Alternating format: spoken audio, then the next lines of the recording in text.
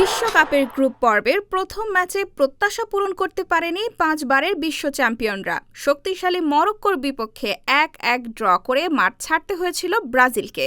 Match জুড়ে বল দখল ও আক্রমণে এগিয়ে থাকলেও শেষ তৃতীয়াংশে ছিল না সেই পরিচিত ধার। সুযোগ তৈরি হয়েছে, কিন্তু ফিনিশিংয়ে ছিল ঘাটতি, আর সেই কারণেই পূর্ণ ৩ পয়েন্ট তুলে নিতে পারেনি কার্লো আনচেলত্তির দল। এবার প্রতিপক্ষ হাইতি। কাগজে কলমে ব্রাজিলের চেয়ে অনেক পিছিয়ে থাকা দলটি নিজেদের প্রথম ম্যাচে স্কটল্যান্ডের কাছে মাত্র ১-০ গোলে হেরেছে। হারলেও ম্যাচ জুড়ে লড়াই করেছে হাইতির ফুটবলাররা এবং শেষ মুহূর্ত পর্যন্ত সমতায় ফেরার সুযোগও তৈরি করেছিল। তবে ব্রাজিলের জন্য সতর্কবার্তা অন্য জায়গায়। বিশ্বকাপের এই আসরে ছোট দলগুলো বড় শক্তিগুলোর জন্য বারবার চ্যালেঞ্জ হয়ে উঠছে, তাই শুধু নামের জোরে ম্যাচ জেতা যাবে না। ব্রাজিলের শক্তির জায়গা হচ্ছে তাদের আক্রমণ ভাগ। ভিনিসিয়াস জুনিয়র, রদ্রিগোদের গতি, ড্রিবলিং এবং ১-অন-১ পরিস্থিতি তৈরি করার ক্ষমতা যে কোনো রক্ষণভাগকে ভেঙে দিতে পারে। মাঝমাঠেও রয়েছে বল নিয়ন্ত্রণের সামর্থ্য, যা ম্যাচের ছন্দ নিজেদের হাতে রাখতে সাহায্য করে।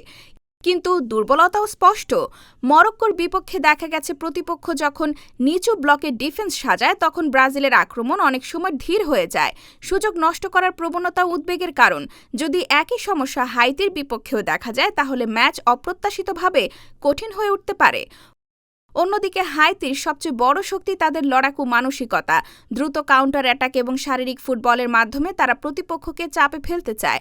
তবে অভিজ্ঞতা, স্কোয়াডের গভীরতা এবং ব্যক্তিগত দক্ষতায় ব্রাজিলের সঙ্গে তাদের ব্যবধান অনেক বড়। পরিসংখ্যানও ব্রাজিলের পক্ষেই কথা বলছে।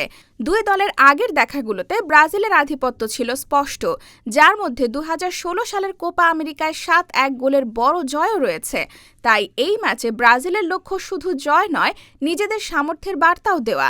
কারণ গ্রুপ সিতে স্কটল্যান্ড ও মরক্কোর সঙ্গে লড়াইয়ে টিকে থাকতে হলে ৩ পয়েন্টের কোনো বিকল্প নেই। এখন দেখার বিষয়, হাইতির বিপক্ষে ব্রাজিল কি সমালোচনার জবাব দিতে পারে, নাকি আবারও চমক দেখায় আন্ডারডগরা। ফুটবল বিশ্ব অপেক্ষায় সেই উত্তরের।